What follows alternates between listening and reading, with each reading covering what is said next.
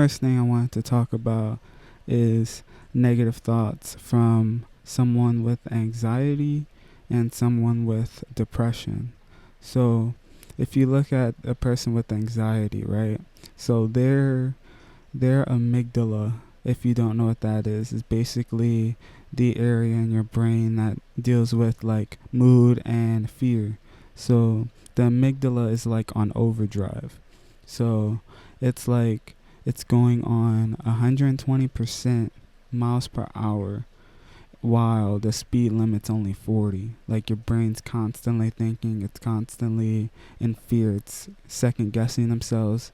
You're basically having so many thoughts in your head, you don't really know what's the right way to go through things. So that's essentially the anxiety part. So they have essentially have fear over everything else in the world. Like they go through the world. Just imagine like yourself walking like in the sidewalk on the sidewalk or in the street, and like every person you see is just like danger, danger. There's like a potential danger. Like afraid of talking to people, afraid of just coming into contact with people. If someone asks you a question, like you kind of get like aroused, you kind of jump, like you get like very fearful very easily.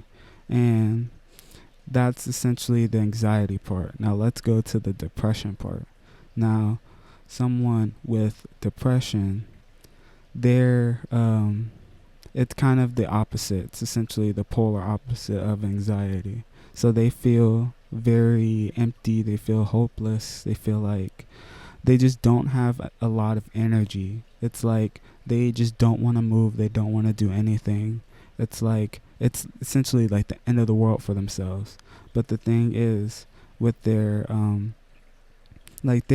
speed limit, they're going like 20 miles per hour when the speed limit's 40. They're going too slow. So there's no balance there of essentially acting as how they would like to. And with depression, and with depression, they don't necessarily fear like everyone else, like outside of the world. They essentially think on themselves.